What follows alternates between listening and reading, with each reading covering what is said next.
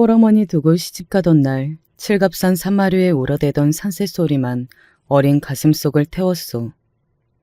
제가 가장 좋아하는 가요, 주병선의 칠갑산 가사 말입니다. 여러분도 잘 알고 사랑하는 노래시죠? 절절한 가사말에 애절한 음색이 그만인 노래를 듣고 있으면 한참 전에 저 세상에 가신 우리 친정엄니 생각에 눈물이 맺히지요. 이 칠갑산이 자리한 아름답고 조용한 고장, 충청남도 청량이 제가 살아온 터전이죠. 나고 자란 곳은 다른 지역이지만 시집와서 40년 넘게 살다 보니 제 고향처럼 여기를 사랑합니다. 우리 집 어떤 여자는 내 고장을 이렇게나 싫어하지만 말입니다. 시골도 어느 정도 시골이어야 말이지. 이건 그냥 시골도 아니고 아직도 쌍팔년도 모습의 깡시골. 아휴, 내 팔자 내가 꼰 거지. 그딴 놈 뭐가 좋다고 코 끼어서 이런 집에 내 발로 들어갔는지. 이렇게 말하는 여자가요, 바로 제 하나뿐인 며느리 옷이다. 시자가 들어가서 시금치도 안 먹는다는 게 요즘 며느리들이라지만 우리 며느리도 참 희한하죠. 어떻게 희한하게 구는지 자세히 말해보면요. 일단 같이 있으면 얘가 말을 안 해요. 시댁이라고 와서 문간에서 안녕하세요? 인사 한마디만 하고 바로 다른 방 가서 앉아만 있어요. 제가 부엌에서 식사 준비할 때도 그냥 조용히 와서 서 있으면 제가 불편해져서 밥상에 숟가락이나 차리라고 보내버리죠. 우리 딸처럼 다른 여자들처럼 날씨가 어떻고 제 건강이 어떤지 그런 대화를 안 하고 이렇게 가만히 있으면 사람이 얼마나 답답한지 아세요? 그 아이는 밥 먹을 때도 말이 없고 뭐 물어보면 네, 아니요 이렇게 아주 간단한 대답만 해요. 거기에 대고 무슨 안 좋은 일이 있냐? 원체 말수가 적은 아이냐? 하고 물으면 며느리는 웃지도 않고 무표정하게 얘기를 못 들은 듯 가만히 있는 것이죠. 분위기가 싸하니 옆에 있는 아들이 대신 답합니다. 원래 말도 잘하고 이렇게 굴지 않은데 워낙 낯을 가리네요. 아직 시댁이 어렵고 무섭기만 하다고. 어서 엄마랑 친해져야 할 텐데요. 우리 마을 이웃들은 이런 며느리를 보고 흉보곤 하죠. 그 집 며느리는 왕싸가지의 표정이 뚱하니 무서워 어디 말이나 걸겠나 말이요. 그런 애들은 시댁 어르신들이 어찌 지내고 계신지 눈꼽만치도 궁금 안 할 것이요. 이 사람이 뭐래? 아니요. 우리 며느리가 좀 곰살막지 못해 그렇지. 소정은 깊은 아이요. 나 입고 있는 옷도 내 생각났다고 지난번에 사다 주었잖여. 이렇게 내 몸에 꼭 맞고 또 내가 제일 좋아하는 색으로 골랐다는 얘기가 뭐요? 응? 겉보기에는 무관심해 보여도 속으로 시엄니를 많이 생각했다는 증거 아니겠어? 며느리도 자식이라고 남들 앞에서는 이렇게 두둔하고 나섰지만은 사실 속은 씁쓸했죠. 저번에 내려와서 선물이랍시고 주었던 이 꽃분홍색 가디건이랑 검정 바지는요. 실은 자기 친정서 선물로 받은 것을 그 고상한 취향에 안 맞는다고 해서 시골에 있는 사돈이나 갖다 주라고 해서 들고 온 것입니다. 처음 받아보는 며느리의 선물에 가슴이 붕 떴다가 그 아이가 통화하는 소리를 듣고 속내를 알게 되었어요. 그러면 좀 어떻습니까? 어쨌거나 전 그 가디건이 이뻐 보여서 동네 사람들이 모인 자리마다 입고 다녔어요. 내 며느리가 선물해준 옷이라고 거짓 자랑이라도 하고 싶었으니까요. 내 자식도 다 내 맘 같지도 않은데 피도 안 섞인 남의 자식이 어찌 내 맘에 꼭 맞을 수가 있겠나. 그런 마음으로 며느리의 허물은 못 본 척 예쁘게만 보려고 노력했어요. 그러다가 한 번씩 그때 이렇게 정없는 여자랑 결혼하지 말라고 아들을 말렸어야 했나? 후회가 되었지만 별 수 없었죠. 우리 아들은 회계사를 하고 있습니다. 어려서부터 똑똑하고 공부 잘하는 아이는 대학도 고려대 행정학과에 갔습니다.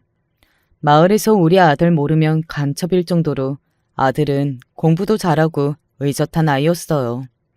남편 복도 없는 내가 불쌍해서 삼신할미가 우리 윤호를 점지해 주셨나 보다 하고 감사한 마음이었습니다. 정말 우리 윤호가 내 인생에 없었으면 전 진즉 혀 깨물고 죽었을 거예요. 남편은 아들 둘 낳고 도박하느라 외박까지 하는 몹쓸 인간이었기 때문입니다.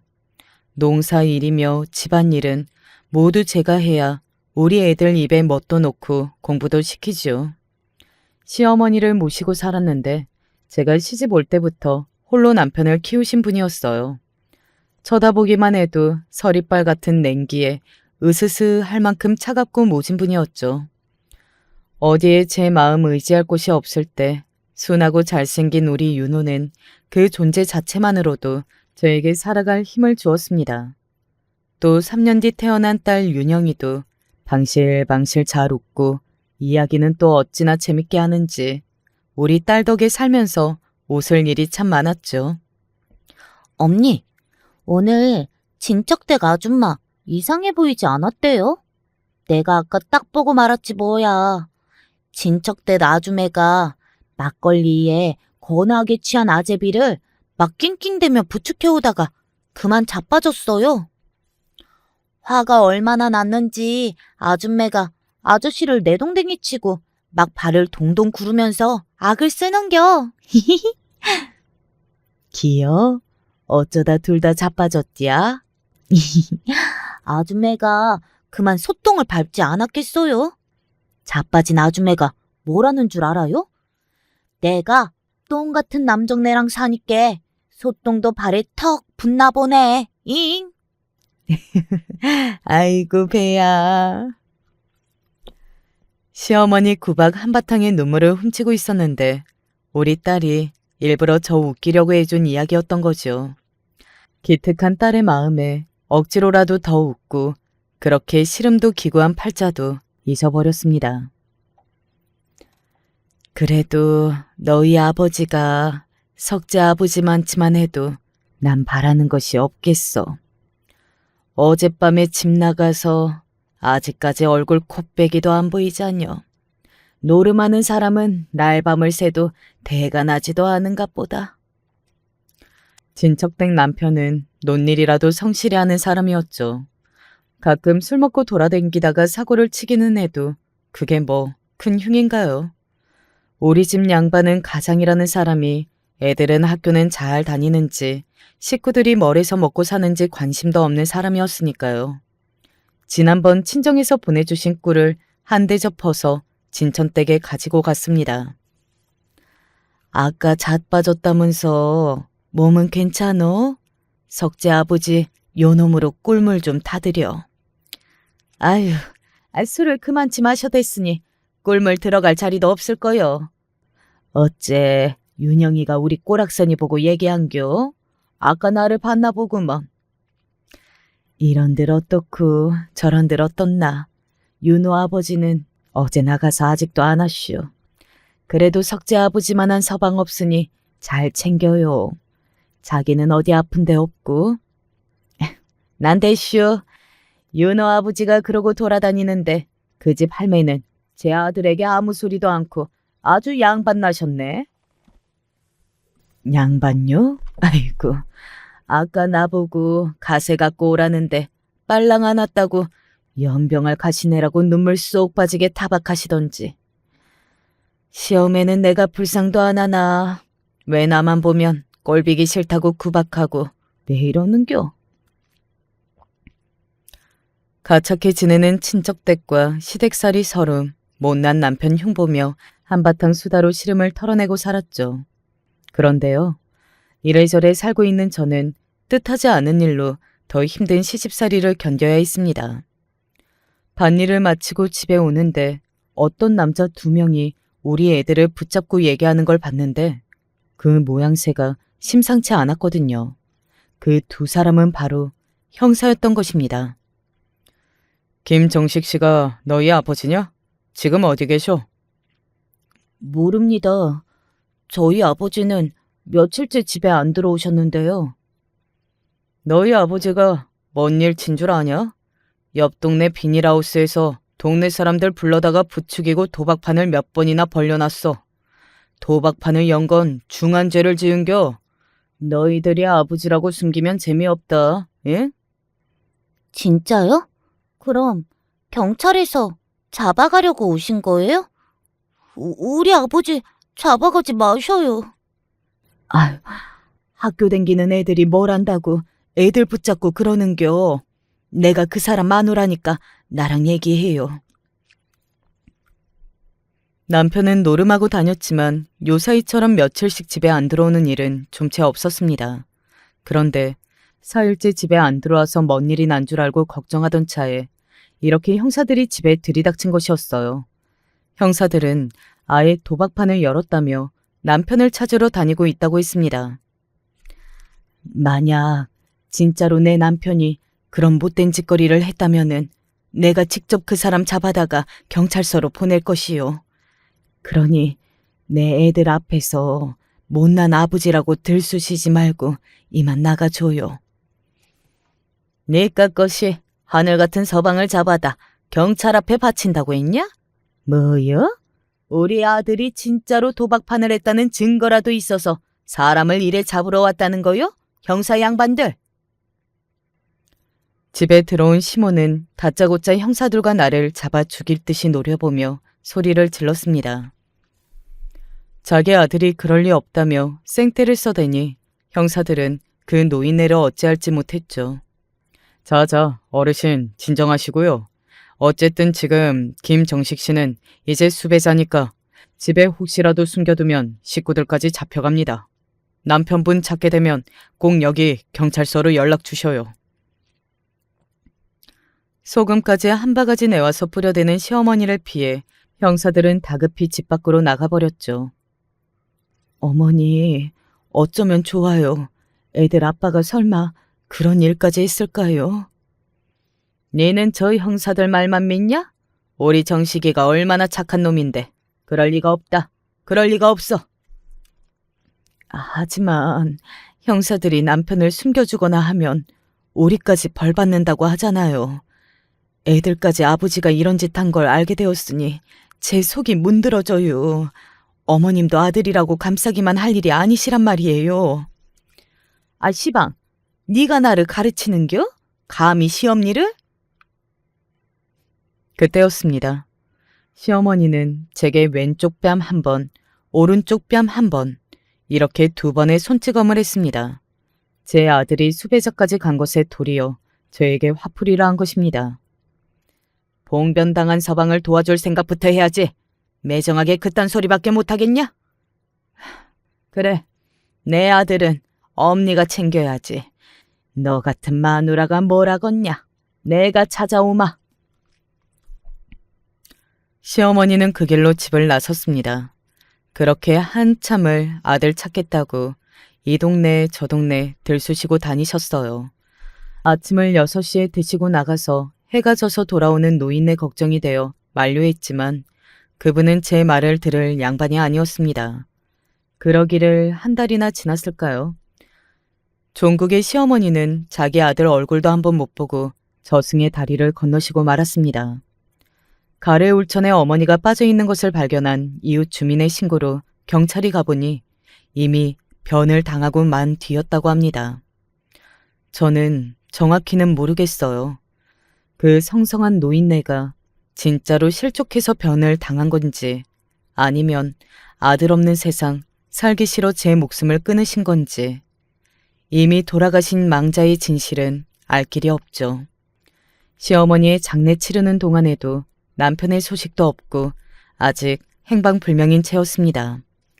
경찰을 피해 도주하는 신세라 해도 자기에게 끔찍했던 어머니의 비보를 듣지 못한 걸까? 아니면 그 역시 잘못되어 못 오는 건가? 제 불길한 예감은 맞았습니다. 몇 개월 뒤에 남편이 사망했다는 소식을 경찰이 알려주었어요. 실신 확인차 본 남편의 주검은 형용할 수 없는 악취를 풍기고 얼굴이 일그러지고 온몸이 통통 부어서 내 남편인지 알아볼 수 없을 지경이었습니다.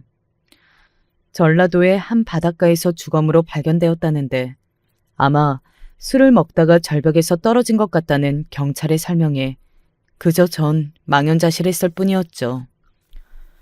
그렇게 연달아 시어머니와 남편을 보낸 저는 홀로 두 아이를 키우고 살게 되었습니다. 진천댁은 이렇게 저를 위로하더군요. 어차피 일이 된 마당에 군산댁한테는 차라리 잘 된 것이요. 아침 6시에 조식 받자고 며느리 닭다리 대고 사람 염장 지르는 말만 하는 시엄니야.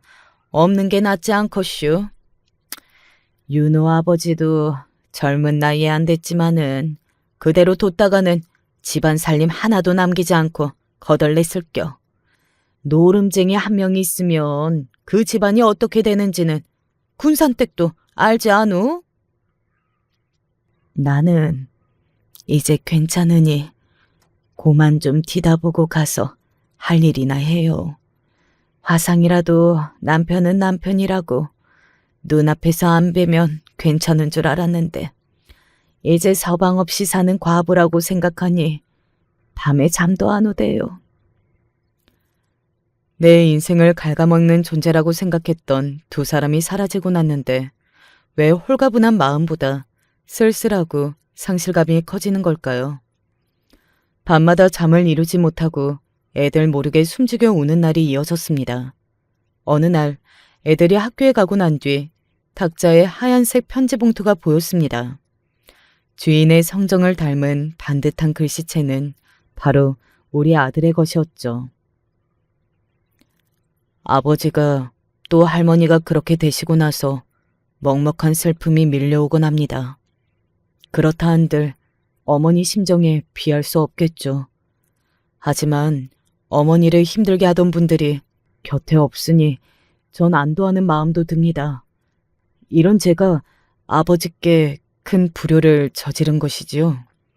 하지만 아들인 제가 꼭 성공해서 어머니 고생하시는 일 없도록 할게요. 저랑 윤영이만 믿고 기운 차리세요. 아들의 편지를 가슴팍에 밀어넣어 놓고 몇 시간이나 울어댔습니다. 눈물이 마르지 않는 셈이라는 것을 그때 처음 경험해 보았죠. 참 이상하게도 아들의 위로 덕분인지 한참 마음껏 울어서인지 그날 밤부터는 잠을 잘 수 있었습니다. 내 아이들 봐서라도 불러주는 곳은 어디든 가서 내 몸이 부서져라 돈을 벌었습니다. 내 지갑은 돈이 들어오는 곳이지 나가는 곳은 없다고 동네 사람들이 손가락질했지만 아무려면 어떤가요? 그렇게 악착같이 살았던 덕분에 내 아들 대학교 입학금도 낼 수 있었거든요. 우리 딸 윤영이도 덕성여대에 들어가서 자식들은 모두 서울로 보내고 혼자 남았어요. 나는 청양에서 우리 애들과 매일 통화하고 문자하는 낙으로 살았습니다. 자식들이 좋은데 취직하고 결혼까지만 하면 이제 내 도리는 다 했구나 했죠. 벼가 잘 익어가는 어느 가을날 밭일을 마치고 돌아오는 길에 집 마당에 아들이 어떤 여자와 서 있는 것이 아니겠어요? 아들은 저에게 결혼 승낙을 받겠다고 사귀던 아가씨를 데리고 온 것이었습니다. 하얀 블라우스에 감색 치마를 입고 긴 머리를 늘어뜨린 아가씨는 저에게 고개를 숙여 인사를 하고는 저를 슬쩍슬쩍 보더군요.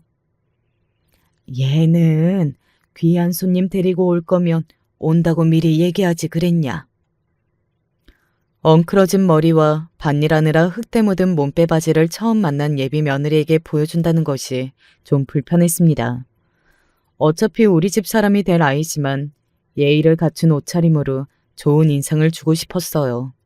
서둘러 방에 들어가서 간단히 씻고 한복을 골라 입고 머리도 점매서 애들 앞에 나섰습니다.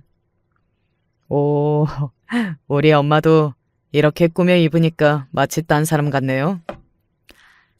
윤호 씨가 어머님을 많이 닮았는가 봐요. 어머님께서 참 미인이시네요. 아유, 늙은 사람한테 실없는 말로 장난치면 못 쓴다. 너희들 인자 점심 먹어야지. 애들 밥 해주려고 급히 부엌으로 들어가려는 저를 아들이 붙잡았습니다. 이거 죄송해서 어쩌죠. 급한 마음에 엄마한테 이 사람 소개해주고 싶어서 바람처럼 왔는데 자시간이 있어서 1시간 뒤에 바로 올라가야 해요. 그래도 이렇게 멀리까지 왔는지 엄니가 밥도 못 해주고 어떻게 보낸대? 반가운 애들에게 밥도 못 해먹이고 보내줘야 한다니 서운함부터 들었습니다. 대신 쪄놓은 핵고구마와 밤을 까먹이며 이런저런 이야기를 나누었죠. 저기 얘야, 별거 아니지만 너희 부모님께 전해드려라. 이번에 수확한 거라 맛은 기가 막힐 거. 예비 며느리에게 핵고구마와 햇밤을 잔뜩 보자기에 싸서 들려보냈습니다. 아이고, 조만한 아들놈이 언제 커서 이제 장가 간다고 절에 왔네. 응? 뿌듯한 마음으로 구체적인 결혼 소식을 전할 아들의 연락을 기다리고 있었어요. 하지만 아무리 기다려도 아들은 결혼 이야기나 상견례 얘기도 없기에 아들에게 전화해 넌지시 물었어요. 나는 네가 좋다고 하는 아가씨는 누구든 좋았을 사람이요. 근데 지난번 데리고 온 아가씨는 어떻게 잘 지내고 있는겨? 어째 아직까지 결혼 얘기가 없다니? 우리 아들은 좀처럼 자신의 속내를 드러내지 않는 아이였어요. 특히나 아프거나 힘든 일이 있을 때면 제 엄니 속 끓을까 봐서 더 입을 닫는 그런 아이요. 푹 내쉬는 한숨 소리하며 아들이 말하는 모양새만 봐도 엄니인 전 아들 결혼에 나쁜 일이 생겼음을 짐작할 수 있었죠.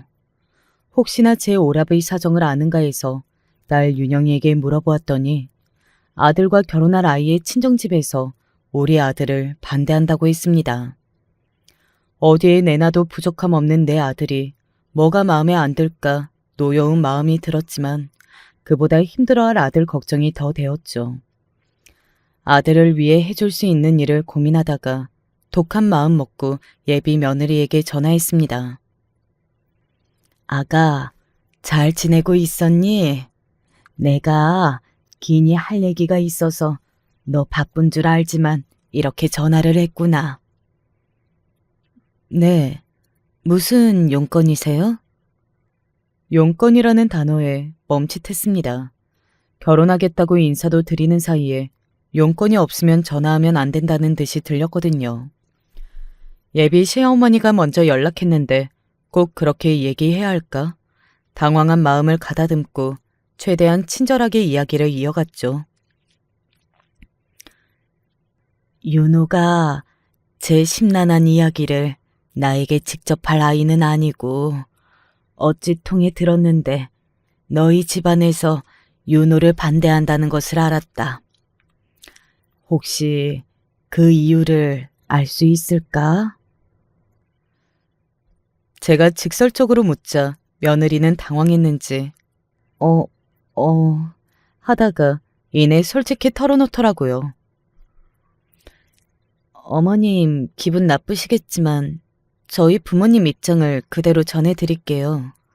윤호 씨는 능력도 있고 사람은 마음에 드는데 집안이 좀 꺼려진다고 하세요. 서울 태생인 저희 집에서 부산이나 대전 정도의 집안도 아니고 청량은 아주 낯선 시골이에요. 속된 말로 소 팔고 쌀 팔아서 자식 뒷바라지한 홀어머니께서 며느리에게 바라시는 것이 많을 것 같다고 걱정하시죠. 그 아이의 한마디 한마디가 남들에게는 충분히 그래 보일 수 있는 사실이었기에 반박할 말이 없었습니다. 하지만 전 정말 아들과 결혼할 아이에게 원하는 것이 없었는데 그것에 대해서는 억울한 마음이 들었죠. 그래, 딸 키운 부모 입장에서야 그러실 수 있겠구나. 그러면 부모님께 이제 내 얘기를 좀 전해주려무나. 나는 자식 키우면서 뭐 바라고 한 적은 없는 사람이다. 윤호가 결혼하든 윤영이가 시집가든 난 내 고장에서 혼자 잘 살아갈 것이고 자식은 자식대로 잘 살아주기만을 바란다. 명절이다 제사다 하며 너는 물론 자식들에게 강요할 것은 전혀 없고 시어머니로서 내 최선의 도리를 지킬 것이니 내 걱정 마시라고 잘 말씀드려다오. 예비 며느리는 제 이야기를 잘 정리해서 사돈댁에 전해드린 모양인지 윤호는 그 다음 주에 상견례 날짜를 정했다고 얘기했습니다. 그리고 상견례를 마치고 와서 딸 윤영이는 씩씩거리며 집에 들어와 불만을 토했습니다. 오빠, 정말 그 언니가 최선이야? 몇 번 만나면서 언니가 좀 냉정한 사람이라고 생각은 했지만 그 집 식구들 보고 나니 내 느낌이 맞다는 확신이 드네. 서울 깍쟁이들은 예의를 지켜야 할 자리에서 할 말 못할 말 다 해야 직성이 풀리는 거냐고. 우리 엄마가 혼자 우리 키우신 게 자랑스러운 일이지. 그게 자기들 근심거리라면서 말끝마다 홀어머니, 홀어머니, 시골이 어떻고 무시해대잖아. 저 어머니도 그 자리가 많이 불편하셨을까요? 아니요. 엄니는 정말 괜찮았어. 그 집에서 예약했다는 식당 밥도 맛있었고 일단 사돈 어르신들이 너를 마음에 들어 하시니 그거면 되는 거지. 아들에게 애써 괜찮은 척했지만 사돈댁과의 만남으로 제 가슴은 저릿저릿 아렸습니다. 내세울 것 없는 시골 집안에 어쩔 수 없이 털어놔야 할 애들 아파의 부끄러운 이야기까지. 거기에 눈치를 보면서 나는 합가할 마음도 없고 며느리에게 부담 지을 이유가 하나도 없다는 해명 아닌 해명을 해야 했으니까요. 며느리네 집은 서울이 고향에 깨끗한 아파트에 살고 좋은 승용차를 타고 다니는 사람들이니까 그들 눈에 저는 그렇죠. 비루한 집안으로 비추어졌을 겁니다.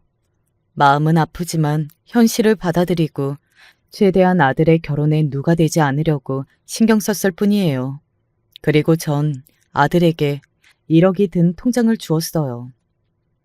내가 너 집 파는데 많이 보태주지는 못하지만 이걸로 며느리가 원하는 예물도 해주고 결혼 준비하는 데 보태서 써.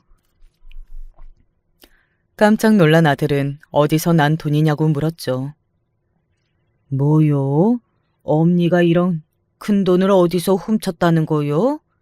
이래봬도 너희 엄니 성실하고 수완 좋게 농사 지은 것도 팔고 해서 엄청 모았지. 서울 집까지는 못 사주지만 이 정도는 할 수 있으니까 그저 받아라. 잉? 엄니가 절 어떻게 키우셨는지 누구보다 제가 잘 아는데 아들 결혼한다고 무리하시는 거 아닌지 걱정돼서요. 죄송해요. 엄마를 모시지도 못하고 청양에 홀로 두고서. 그런 소리는 하지 말어. 요새 어느 시어머니가 아들 며느리 눈치 보고 같이 산다니? 너네만 행복하면 엄니는 그뿐이다. 순조롭게 아들은 결혼식을 준비했고 저도 바빴습니다. 30년이 넘게 살아온 낡은 집을 수리하기로 했기 때문이죠. 이게 뭐 하는 일이요? 응? 군산댁 내 집을 이리 크게 손보는겨? 갑자기 왜? 이제 며느리 될 애도 집에 자주 올 테고 서울 애가 시골집에 지내면 불편할 거 아닐까 싶어서 미리 수리해 두려고. 큰맘 먹고 집을 현대식 깨끗한 집으로 바꾸려고 마루에 사시창도 새로 달고 지붕도 하늘을 닮은 파랑색으로 칠했습니다. 애들 때문에 시작한 공사였지만 새 단장한 집을 볼 때마다 돈 생각이 안 날 만큼 제가 좋더라고요. 우리 집이 마을에서 제일로 좋다며 마을 사람들도 자주 모여서 수리하길 참 잘했다 싶었죠. 군산댁 쌈짓돈이 어마무시하다는 소문이 있더니만 이렇게 집수리도 턱 하고. 근데 있잖여. 수리하면 뭐요? 아들네가 뭐 그리 자주 뒤다보지도 않잖여. 성님은 뭐 그런 쓸데리 없는 말을 하고 그려요. 자식 흉보는 소리에 속이 상했지만 사실이 그랬습니다. 마음을 내려놓는다고 내려놨지만 생각보다 더 아들네는 집에 안 왔어요. 명절에 며느리네 친정에 먼저 가도 괜찮다. 우리 집 제사도 많으니 너희 아버지 기일에만 오너라. 제사 음식도 내가 다 하마. 이렇다 보니 1년에 며느리를 보는 횟수는 많아야 4번. 코로나 때에는 조심한다고 해서 한 번이나 봤을까요? 아들네에 분란 주고 싶지 않아서 배려랍시고 전 그리 지내왔습니다. 제가 며느리를 어려워하고 며느리는 우리 집에 오면 불편해하는 기색이 역력하니 아들은 중간에서 입장이 난처했을 것입니다. 그래서인지 아들 혼자 혹은 손주만 데리고 가끔 청양에 내려오곤 했어요. 저도 며느리 없이 아들 손주와 있을 때가 한결 마음이 편하고 제 마음 가는 대로 해줄 수 있어 좋았습니다. 며느리의 허물은 애써 눈을 감고 귀여운 우리 손주를 낳아준 것만으로 고마워하기로 했죠. 그러던 중 설날에 집에 내려온 며느리가 통화하면서 하는 얘기를 엿듣게 되었습니다. 너도 참 불쌍하다. 요즘 누가 시댁에서 명절 연휴를 다 보내? 나처럼 하루만 딱 있다가 바로 친정 가서 쭉 지낼 거야. 근데 남편이 지랄 안 하냐고? 신혼 때는 내가 시댁에 안 가려고 한다고 자기 엄마가 너 표정 때문에 눈치 본다고 갔다 와서 막 뭐라 하기도 했었지. 근데 지가 그러면 어쩔 거냐고. 못 참겠으면 이혼하고 애는 내가 데려가겠다고 엄포를 놓으니 남편이 별 수 있겠어? 그 말을 들으니 억장이 무너지고 화가 뻗쳐서 들고 있던 걸레를 바닥에 내동댕이 쳐버렸습니다. 꼿꼿하고 당당하게 세상 살아가는 아들이 나 때문에 며느리에게 무시당하고 저래도 군소리 못하고 살고 있었다니. 미울수록 내 새끼라 생각하고 보듬어 주려고 했지만 더 이상 며느리를 귀엽게 봐줄 수가 없더군요. 제가 너무 원통해하니 이야기를 듣던 진천댁이 하는 말에 머리를 얻어맞은 듯 했어요. 그 집 며느리가 보통 것이 아니여. 내가 그랬잖여. 좋게만 대해주면 그것이 당연한 줄 알고 지가 더 기고만장해질 거라고. 돼지도 먹이만 먹인다고 키우는 게 아니여. 엉덩이도 쳐주고 아픈 주사도 놔줘야 지대로 크는 거요. 진천댁 말이 맞는다는 걸 알고 있었지만 그래도 내 자식은 다를 것이라며 좀 더 며느리를 믿어보기로 했습니다. 그러던 어느 날 점심을 먹고 돌다가 울컥하는 신물을 세면대에 토했을 때 눈앞에 핏덩어리들이 보였습니다. 아니, 이게 뭔 일이요? 몇 달째 소화도 안 되고 명치 쪽이 살살 아프다 해서 읍내 약국에서 받아온 소화제로 버텼었죠. 하지만 토열까지 하다니 내 몸에 큰일이 났다는 불안감에 당장 아들에게 전화했어요. 네, 병원 검사를 한번 해야겠다. 몇 달째 소화가 안 되고 피까지 토했지 뭐요. 큰 병원 예약 좀 해다오. 내 이야기를 듣던 아들은 몹시 놀랐고 당장 병원을 알아보겠다고 했죠. 다음날 아들은 모월 모일 서울에 있는 대학병원 검사를 예약했으니 고속버스 터미널로 오면 데리러 오겠다고 했습니다. 침착했던 아이가 얼마나 놀랐으면 몇 달은 기다려야 한다는 대학병원 예약을 바로 잡았는지 엄마를 생각하는 그 마음에 대견하고 뿌듯했어요.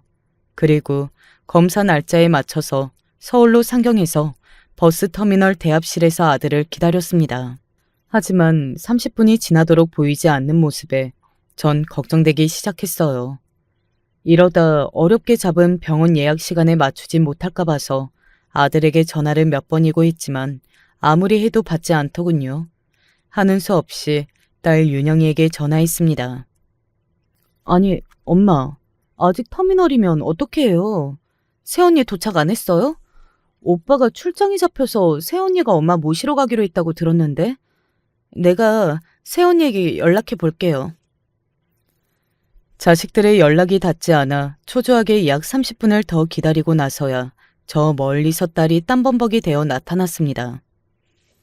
아이고, 얘 땀 좀 봐라.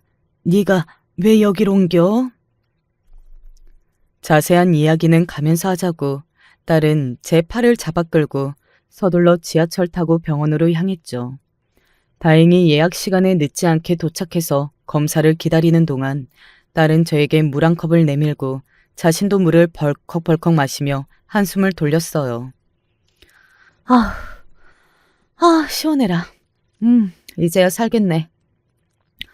새언니 연락이 너무 안 돼서 그냥 제가 유치원 원장님에게 급하다고 사정해서 바로 뛰어나왔어요. 우리 유치원이 여기서 버스로 6정거장이라 망정이지. 아니었음 늦을 뻔했네요. 그러니께 나를 데리러 오기로 한 너희 새언니는 뭐하고 일하던 네가 뛰쳐나온 것이요? 너희들 못 온다고 했으면 내 알아서 지하철 타고 오면 되는디. 못하러. 아이그 아서요? 시골서 지내시던 양반이 서울에서 어째? 아까 봤을 때도 엄마 터미널에서 두리번대고 무지하게 불안해하시더만요. 그나저나 올케가 진짜 무슨 영문이래? 어르신 모시러 오기로 해놓고 갑자기 펑크를 내? 딸의 도움으로 무사히 병원 검사를 마치고 나오려는 길에 병원 정문 앞 하얀 차에서 며느리가 내렸습니다. 올케 언니, 연락도 없이 우리 엄마를 그렇게 두면 어쩌라고요? 아가씨, 미안하게 되었어요.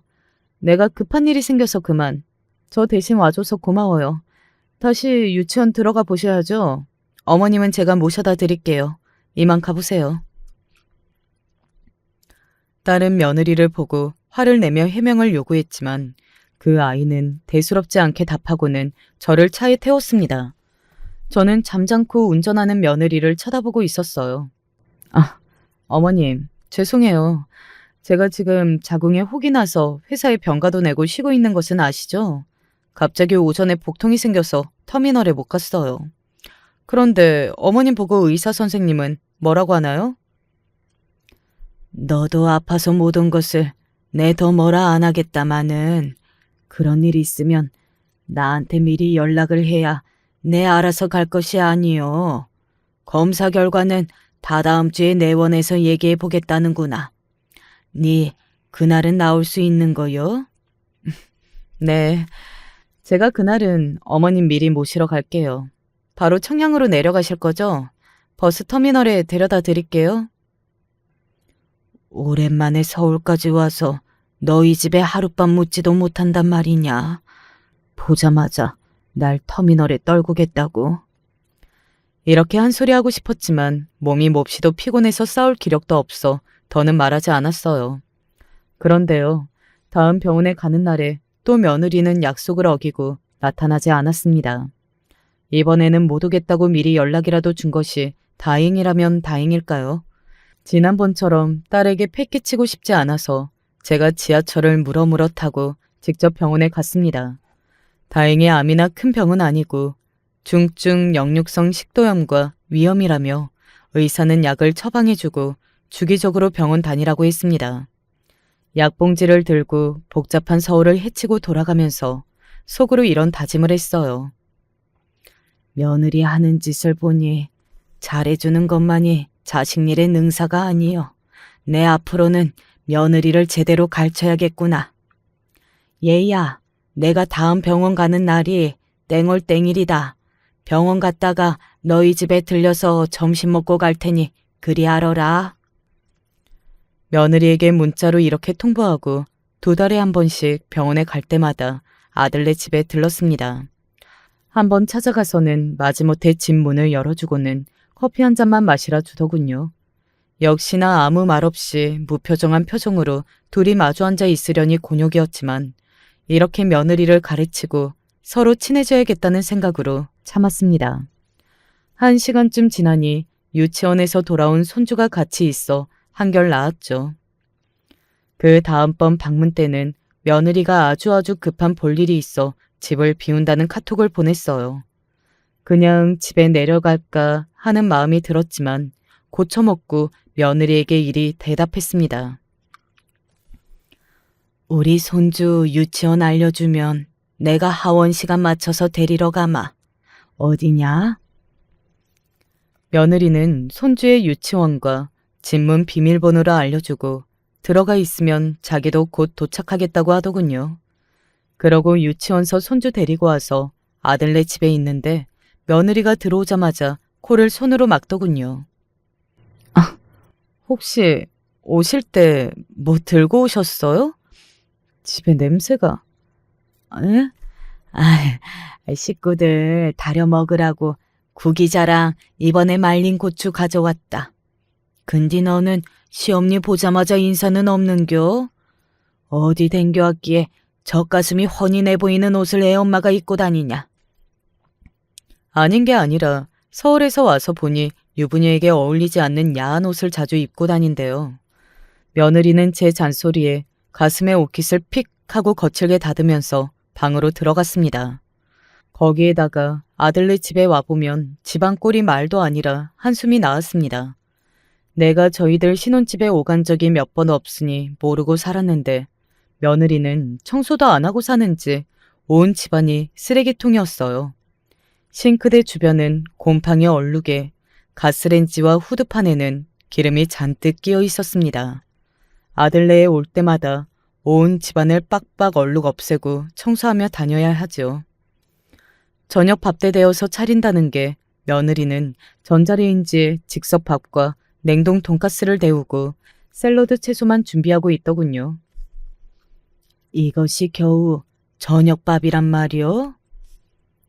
제 물음에 뭐가 잘못이냐는 듯이 빤히 보는 며느리를 보니 복장이 터져 나왔습니다. 대신 팔 걷어붙이고 밥을 안 치고 된장찌개와 계란말이, 김치볶음 등을 후딱 해서 저녁상을 차리니 아들과 손자 눈이 휘둥그레졌어요. 하하, 엄마가 오셔야 우리 집 식탁에 이렇게 맛있는 반찬들이 가득하네요. 우와, 진짜 맛있겠다. 나 엄마가 해준 돈가스랑 야채는 질려서 그만 먹을래요.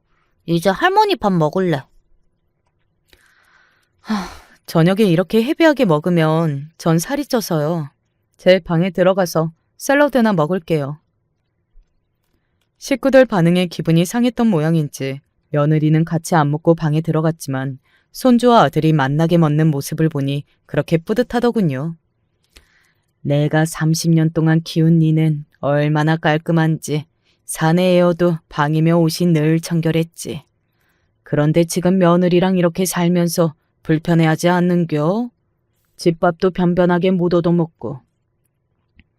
요즘 아내들이 그러려니 해야죠. 뭐 육아가 바쁘고 힘들다 하니까 제가 맞춰줘야지 어쩌겠습니까? 그런데 엄마 음식 오랜만에 먹으니 맛있네요. 밥 한 그릇 더 주세요. 엄마 걱정하지 말라고 일부러 속없이 웃는 아들이 짠해 보였습니다. 내가 엄니처럼 진작에 며느리도 갈치고 할 것을 잘못했구먼 그려. 저 사람도 마음은 안 그런데 어떻게 할 줄 몰라 엄마한테 살갑게 못하는 것 같더라고요. 그래도 이렇게 자주자주 뵈면 서로 좋아질 것 같아요. 그랴, 내 다음번에는 너희 사촌형 결혼식 때 맞춰 올겨. 그날은 너희 집서 하룻밤 자고 내려간다. 이?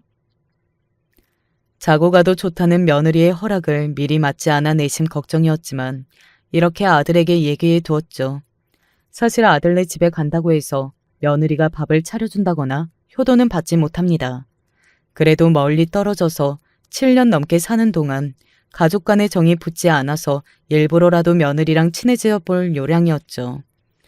물론 그런 내 마음을 며느리는 깡그리 무시했지만 말입니다. 조카의 결혼식이 끝나고 아들 집에서 하룻밤 묵고 내려가는 길에 며느리에게 고마운 마음을 카톡으로 전했죠. 네 덕분에 편하게 잘 있다가 간다. 시어머니랑 하룻밤 지내는 게 처음이라 불편했을 텐데 고마워. 앞으로 너희들과 더 각잡게 지내고 싶구나. 그리고 도착한 며느리의 답장은 말이죠. 상놈의 자식이나 할 법한 말이었습니다. 아씨, 짜증나네. 뭘 또 와요. 어머님 오시면 온 집안의 시골 냄새가 진동해서 못 참겠거든요. 시골 거름 냄새, 쾌쾌한 된장 냄새에 나가자마자 페브리즈 한 통을 온 집안에 뿌릴 지경이니까요. 우리랑 어머니는 사는 세상이 다르니까 앞으로 집에 오지 마세요. 아들이 절 청량히 내려다주는 차 안에서 며느리의 카톡을 보며 입을 다물지 못했습니다. 아무리 생각해도 내가 이런 상스러운 말 들을 정도로 잘못한 것은 없는 것 같은데. 기가 막히고 억울해서 저도 모르게 눈물이 흘러내렸습니다. 여간한 일에는 눈물을 비추는 일이 없는 제 모습을 보고 아들은 깜짝 놀랐죠. 엄마, 무슨 일이 있으세요? 왜 갑자기 눈물까지 흘리시고. 이제 혼자 참을 일이 아니었습니다. 아들도 며느리가 어떤 아이인지 알아야 하니까 며느리가 보낸 말을 보여주었습니다. 불려수 같은 년이 제 남편에게는 꼬리를 감추고 살았던지 아들은 그 카톡을 보고 믿을 수 없어 했어요. 이게 진짜 내 아내가 엄마한테 보낸 거라고요? 진짜? 그러던 아들은 한마디도 안 하고 무서운 얼굴로 앞만 보며 운전했습니다. 우리 집에 도착해 내리면서 그런 아들이 걱정되었어요. 너 이거 보고 집에 뭔 일 내는 거 아니지? 엄니는 다 괜찮으니까 몸 조심해서 올라가라. 잉? 갑자기 아들은 차에서 나와 내 앞에 무릎을 꿇고 고개를 숙인 채 제가 죽일 놈입니다, 엄니. 엄니가 아버지랑 할매한테 맞고 고생하는 거 다 보고 커온 아들이 효도는 못할 망정 엄니 억장 무너지게 했으니까요. 엄니한테 도윤 엄마가 진심으로 사죄드리도록 곧 데리고 내려오겠습니다. 이러고 떠나는 아들 차를 바라보며 전 가슴을 졸였습니다. 무슨 사단이 나고야 말겠다는 불안함으로 밤잠을 설치고 다음 날이 되어 알게 되었어요. 벌어지고야 말 일은 벌어지고 만다는 것을요. 다음 날 아침 일찍 안사돈이 전화해서 내가 받자마자 고함을 치는 통에 정신이 없었어요. 시골뜨기 청것들이랑 이래서 섞이기가 싫었는데 당신 때문에 우리 딸이 울며불며 어제 친정집에 왔어요. 사이랑 대판 싸우고 어찌나 김서방이 독하게 굴었는지. 내 딸이 당신 앞에 무릎 꿇지 않으면 갈라서겠다고 하더라고. 아니, 사돈은 꼭 이렇게까지 시어머니 대접을 받으셔야겠습니까? 일단 사돈 고정하시고요. 언성부터 높일 일은 아니지요. 나도 어제 애들 사이에 무슨 일이 벌어진 건지 잘은 몰라요. 근데 어제 그 집 따님이 나한테 뭐라고 했는지 아십니까? 저는 안사돈에게 며느리의 카톡을 아주 큰 소리로 또박또박 읽어주었습니다. 저는 그저 아들 집에서 하룻밤 자고 간 것 말곤 한 게 없어요. 머물며 음식이며 설거지도 내가 다 했고 손주 목욕까지요. 전 시엄니가 아니라 파출부처럼 집안 일만 하다가 갔습니다. 따님이 집을 어찌나 더럽게 해놓고 사는지 그거 뒤치다꺼리 하기도 바빴죠. 그런 제가 며느리에게 이런 말을 들어야 합니까? 사돈은 딸에게 그리 가르쳤습니까요? 이래 말하니 자기가 보기에도 딸이 개차반같이 보였는지 당황하더니 대번에 전화를 끊더군요. 아들네 집에 무슨 일이 났는지 궁금해서 아들에게 며느리에게 전화해도 좀채 받지 않다가 딸이 저녁에서야 이야기를 전해주었죠. 우리 오빠 진짜 대단해. 몇 년 동안 점잖게 올케가 뭐래도 참던 사람이 꼭지가 돌았던데요? 지금 우리 집에 도윤이 와 있어요. 엄니 답답해서 숨 넘어간다. 무슨 일 났는지 자세히 설명 좀 해봐라. 응? 올케가 엄니 보러 청량에도 잘 안 가고 있던 것은 오빠에게 거짓말하고 애교 피우면서 불쌍한 척 연기했던 거였대요. 자기가 알러지도 있고 민감한 체질인데 청양 집에만 가면 기도가 막힐 지경으로 몸이 아프다면서 안 가려들고 가서도 오래 못 머문다고 집에 가자고 보챘대. 사실 올케 알러지도 없고 챙겨간 약도 사실은 비타민제였다는 새빨간 거짓말이 밝혀지고 만 거죠. 그리고 엄니도 봤겠지만 올케가 집안일 하나 안 하고 나돌아다녔다면서요. 아프다면서 회사 일 그만두고 집에 있는 여편네가 바쁠 일이 뭐겠어요? 그려, 내가 봐도 걔가 외출이 잦은 것 같았지. 도윤이 유치원 하원 시간에 늦기도 하고 말이여. 알고 보니까 동창생 남자랑 만나고 다녔다나 봐. 도윤이도 안 챙기고 집안일도 내팽개치고 거기에 엄마한테 그렇게 막말까지. 지난번에 엄마 병원 모시러 가기로 해놓고 잠수 탄 것도 분명 바람 피우느라 그런 걸 거야. 아이고 아이고 세상에 그런 것이 다 있다냐? 딸이 내뱉는 며느리의 행실은 속속들이 믿을 수 없었습니다. 그래요. 나한테 좀 시험리 대접도 못하고 대바라지게 말할 수도 있겠죠. 하지만 그것은 어디까지나 내 아들, 내 손주 잘 챙기고 아녀자로서 할 일을 했을 때의 얘기지. 이런 환학년을 우리 집안 며느리로 두고 있을 수는 없었습니다. 안 되겠다. 내가 그년 머리채라도 잡고 교육을 시켜야겠어. 엄만 가만 계셔요. 우리 오빠가 어떤 사람이에요? 지금 엄마나 나보다 더 기절할 정도로 화가 나서 옳게 두고 보지 않을 거야. 그만한 복수를 준비한다면서 도윤이를 나한테 맡겼으니까 그저 믿고 기다려 봅시다. 딸은 한사코 나를 말리고 기다리라고 했습니다. 자식 말 믿고 기다려봤지만 화딱지가 나서 속이 터져 참을 수가 있어야 말이죠. 그래서 결국 며칠 뒤 아들네 집에 쫓아갔습니다. 아들이 사는 아파트 앞에 사람들이 모여서 웅성웅성거리고 무슨 구경이 났나 했죠. 무슨 일인가 빼꼼히 구경해보니 글쎄 내 아들, 딸, 그리고 며느리와 안싸돈이 거기서 싸우고 있었어요. 자네 사람 그렇게 안 봤는데 남자가 아주 치사하고 좀뺑이 같구만. 우리 바깥 양반 회사며 동창회 모임에 따라와서 내 딸 흉을 봤다지? 그런 것은 흉이 아니고 사실을 폭로한 겁니다. 아들 있는 유부녀가 남자 만나고 다니는 걸 얘기한 게 뭐 어떻다고요? 참나, 예쁜 여자한테 남자들이 쫓아다니는 거 보고 남편이라는 것이 의심이나 하고 한심하구만. 예쁘긴 누가 예뻐요. 새언니 이미 눈이랑 코 성형했던 거 누가 모를 줄 알고요? 그런데도 저 까맣고 여드름 가득한 피부에 넙대대한 얼굴. 솔직히 옳게는 못생긴 얼굴이죠. 나랑 친구들이 새언니 인스타에 몇 마디 남겼더니 많은 댓글들이 동의하던걸요 뭐.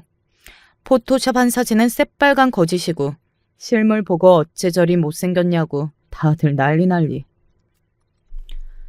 며느리는 원래 좀 박색인데 자기 외모에 콤플렉스가 있는 데다가 딸의 못생겼다는 말에 화를 참지 못했어요.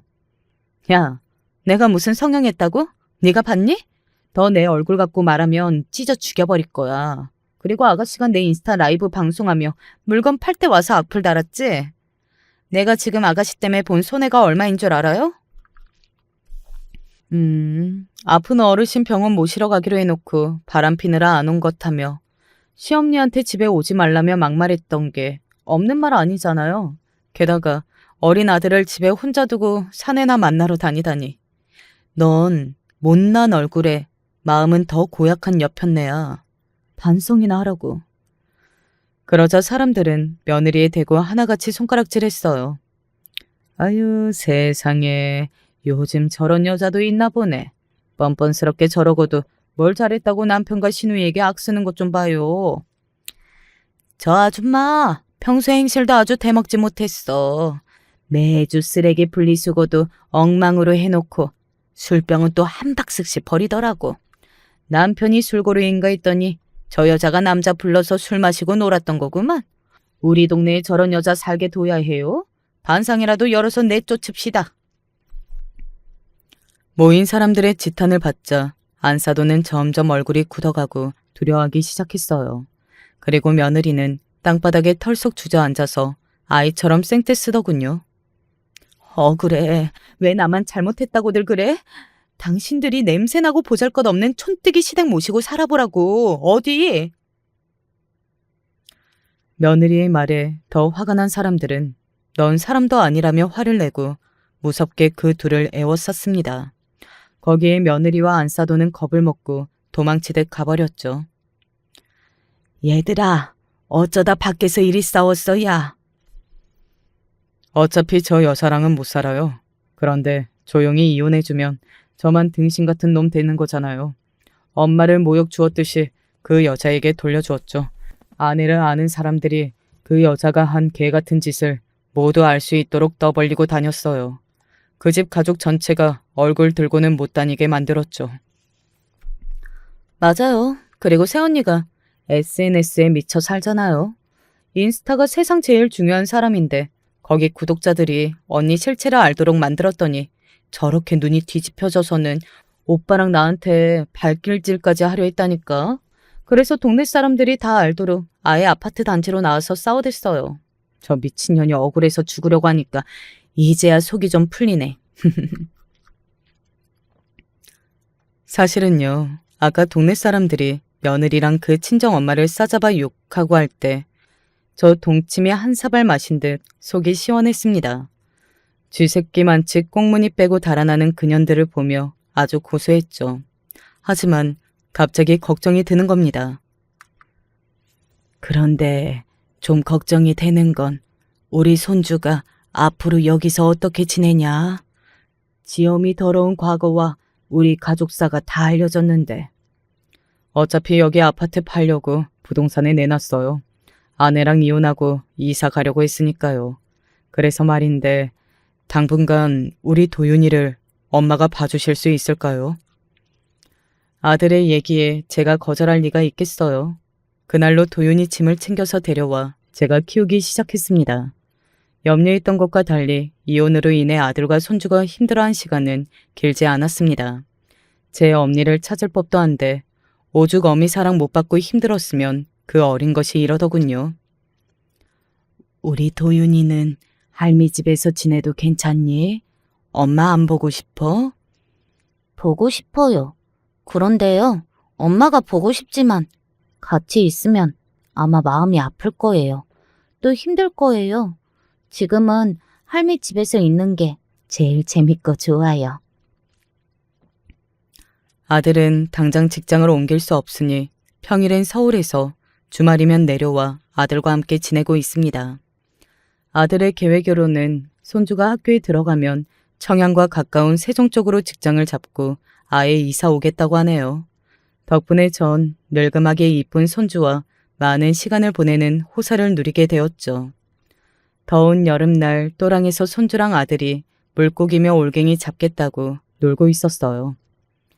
할머니, 여기에 붕어랑 메기랑 가득하대요. 제가 다 잡아올 테니 맛있는 요리 해주셔야 돼요. 그럼 뭐든 잡으라.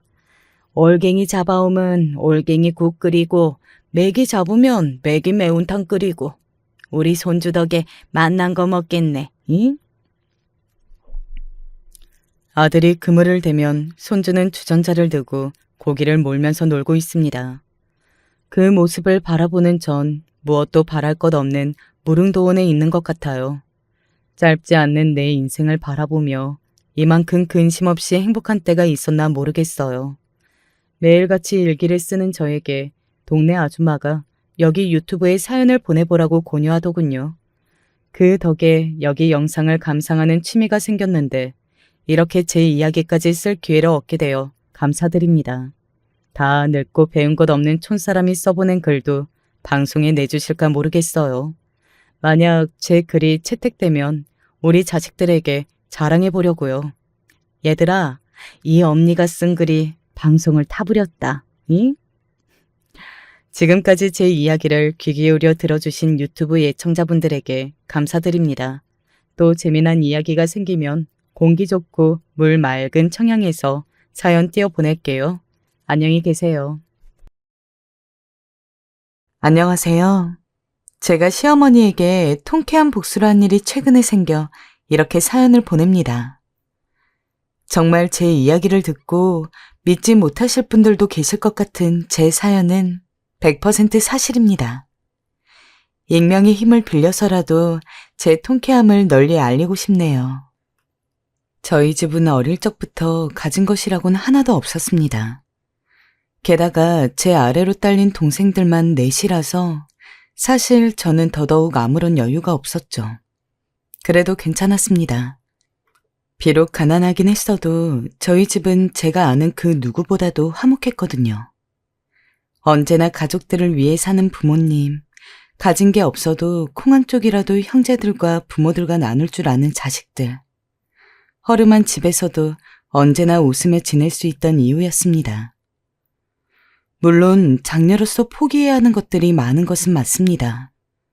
보통 저희처럼 가난한 집안은 저와 같은 장녀 혹은 장남이 동생들을 위해서 희생하는 경우들이 있잖아요. 그건 저 또한 마찬가지였습니다. 특히 동생들 중에서 셋째가 공부하는 것을 엄청 좋아했는데 아무래도 형평상 모든 자식들에게 균등하게 교육을 시키기가 어려운 상황이었습니다. 부모님은 그래도 첫째인 제가 공부를 하고 잘 되는 게 맞다고 생각하셨는지 먼저 대학 이야기를 꺼내셨어요. 엄마, 아빠, 난 그렇게까지 공부에 흥미 없어요. 차라리 아직 어리긴 하더라도 지금부터 이미 공부에 대해 의지를 보이는 셋째를 밀어주는 게 맞는 것 같아. 난 대학교 같은 건 안 가도 상관없어. 정말 괜찮겠니? 말은 그리해도 물론 저라고 해서 아쉬운 것이 없던 것은 아니었습니다. 저도 가능하면 대학교도 나와서 열심히 일하고 노력하면 가난한 저희 집이 더 이상 가난하지 않게끔 만들어주고 싶다는 욕망이 있었습니다. 하지만 현실적으로 포기할 부분이 있는 건 맞았어요. 부모님 앞에서는 어른스러운 척했지만 그때 저는 아직은 어렸던 터라 부모님 몰래 혼자 울기도 했어요. 그렇게 저는 대학에 진학하지 않고 곧바로 일을 하게 되었습니다.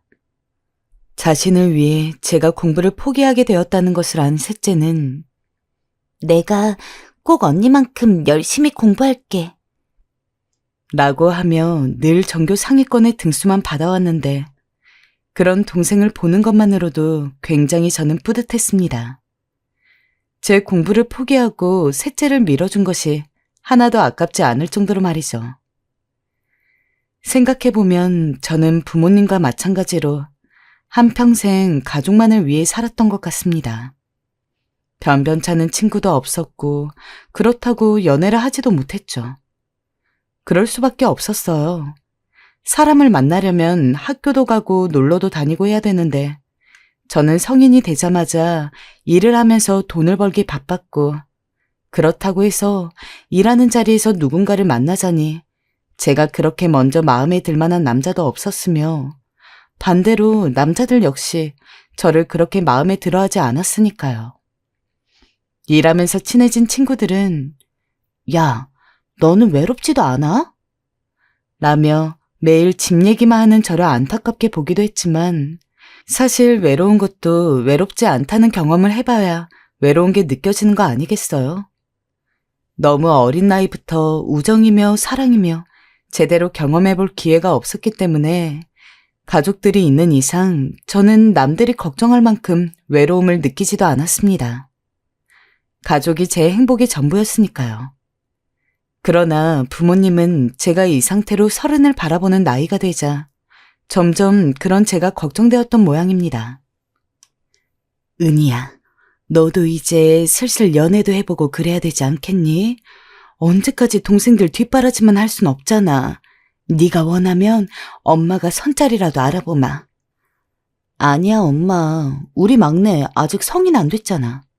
내 동생들 다 스스로 먹고 살 수 있을 때 그때 연애도 하고 내 삶 갖고 싶어. 지금은 아니야. 또 당장 누군가를 만나고 결혼하고 싶지도 않고. 부모님의 걱정은 충분히 이해가 됐지만 어머니의 제안도 정중하게 거절을 했죠. 참 다행스럽게도 동생들은 모두 올곧게 자라주었습니다. 그렇게 하나둘 동생들이 자라서 학생이던 막내 역시 성인이 되어서 각자의 삶을 살아갈 쯤이 되니 저는 어느새 30대 후반을 바라보고 있었습니다. 딱히 나이 앞자리가 바뀌는 것에 대해서 한 번도 생각해 본 적이 없었는데, 아니, 정확히는 생각을 해볼 겨를이 없었는데, 이제 저도 마음의 여유라는 것이 생기다 보니까 새삼 내가 벌써 40이 다 되어가는 건가 싶더라고요. 내가 벌써 40이 되었다니까 갑자기 너무 싫은 거 있지? 이미 많이 늦기는 했지만 나도 가정 꾸리는 것까진 아니라 한들 최소한 남자 만나서 사랑도 받아보고 사랑도 해주고 연애다운 연애를 하고 싶다는 마음이 들어. 그럼 소개팅 한번 받아봐, 은희야. 결국 친구에게 고민을 털어놓았더니 친구가 기꺼이 남자를 소개시켜줬어요. 안녕하세요. 오늘 소개팅하기로 한 훈석 씨 맞으시죠? 김은이라고 합니다. 아, 네, 안녕하세요. 앉으세요. 그 친한 친구의 주선으로 나간 첫 소개팅에서 만난 남자랑 잘 될 거라고는 전혀 생각하지도 않았는데 참 신기하게도 당시 소개팅에서 처음 본 남자는 저랑 이모저모 통하는 게 많았습니다. 그러다 보니까 자연스럽게 연락도 많이 하고 어느새 별다른 이야기는 없었지만 자연스럽게 손을 잡고 사귀고 있게 되었죠. 남자는 저보다 5살이 많았습니다. 그러나 애초에 만나는 사람의 나이는 별로 신경 쓰지 않았고 한편으로는 저보다 나이가 많아서 그래도 조금 더 사회 돌아가는 것도 알고 제가 배울 것도 있는 사람이었습니다. 게다가 나이 때문인지 아니면 그 이상으로 성숙한 탓인지 아빠 같은 푸근함이 있다는 것도 마음에 들었죠. 다만 저나 그쪽이나 나이가 나이다 보니 사귄 지 그렇게 오래 지나지 않아서 결혼에 대한 이야기를 진지하게 나누게 되더라고요. 딱히 언제 결혼하자고 이야기한 것도 아닌 상황에서 저희는 부모님에게 인사를 드리기로 했어요. 우리 은이랑 결혼을 생각하고 있다고? 세상에 이렇게나 반가울 수가. 그래, 얼른 날 잡고 식 올려야지. 아이고, 세상 살다 보니 이런 날이 오는구나. 정말 이 아버진 눈물이 날 것 같다. 엄마, 아빠, 이 사람도 있는데 부끄럽게. 당연히 저희 부모님은 평생 노처녀로 살다가 갈 줄 알았던 첫째가 결혼할 사람이라고 남자를 데려왔으니 쌍수를 들고 환영했죠. 물론 저희 부모님이 아무리 제 결혼을 바랬다고 하더라도 남자라고 해서 다 좋았던 것은 아닙니다. 처음 남자친구를 데려갔을 때 이것저것 질문도 하고 물어볼 것도 물어본 뒤 부모님 선에서도 남자친구가 합격점에 들었던 거겠죠. 남자친구도 사실 인사드리러 가기 전에는 내가 나이도 많고 해서 너희 부모님이 마음에 들어 하실까 싶었는데 그래도 너그럽게 허락해 주셔서 정말 다행이다. 라고 말했고요. 하지만 문제는 시댁이었습니다. 제 기준에서는 예상 외의 복병이었습니다. 시댁에 인사드리러 가기 전에 남자친구는 우리 부모님은 내가 하루빨리 결혼하길 원하시는 분들이라 분명 별 반대 없을 거야. 라고 이야기했거든요. 확실히 시아버지는 그럭저럭 저를 마음에 들어하는 것 같았습니다. 하지만 시어머니는 아니었어요. 현관에서부터 저를 위에서 아래로 훑어내리고 누가 봐도 탐탁치 않고 마음에 안 든다는 표정으로 저를 보시더라고요. 순간 움츠러들었지만 처음에는 착각일 거라고 애써 저를 다독였습니다. 그러나 이야기를 하면 할수록 시어머니가 저를 마음에 안 들어 한다는 것은 기정사실이 되었죠. 그것도 다른 이유가 아니라 제가 시어머니가 보기에 뚱뚱하다는 것 하나만으로요. 당시 제가 160cm에 60kg 정도 나갔습니다. 요새 젊은 사람이든 저랑 비슷한 동년배이든 자기 관리 열심히 해서 마르고 날씬한 사람들 많은 건 잘 알고 있습니다. 그러나 저랑 비슷한 몸무게를 가진 사람을 보신 분들은 아시겠지만 절대 뚱뚱하다고까지 이야기가 나올 정도는 아니거든요. 나는 자기 관리 못하는 여자랑은 우리 아들 결혼 못 시켜. 미안한데 돌아가줬으면 좋겠네. 은희 양은 어떻게 생각할지 모르겠지만 난 관리 안 하는 여자는 게으르다고 생각해요. 게으르면 어떻게 되겠어요? 생활력도 없을 거고 그냥 남편이 벌어오는 돈 받으면서 살지 않겠어요? 난 집에서 여자가 그러고 있는 거 꼴불견이라고 생각하는 사람이거든. 은희 씨가 이런 날 이해해줘요.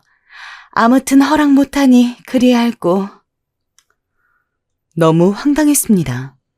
살이 쪘다고 자기관리를 못한다니. 그래서 제가 남편 돈을 축낸다니요. 이게 대체 뭔 논리일까요?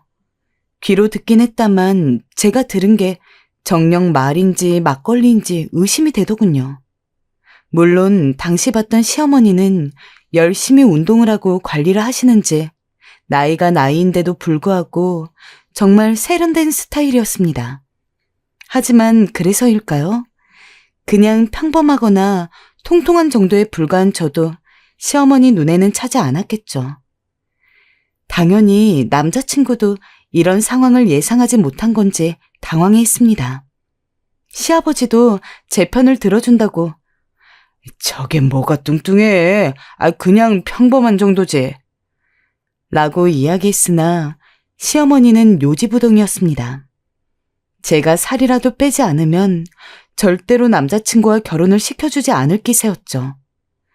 덕분에 평생 살면서 한 번도 해본 적 없는 다이어트를 결혼 허락받기 위해서 해봤습니다. 원래 나이 들수록 살도 안 빠지고 이미 제 나이가 되었을 때 쪄있는 살은 굉장히 예전부터 쪄있던 살이기 때문에 빠지기 어려운 게 일반적이거든요.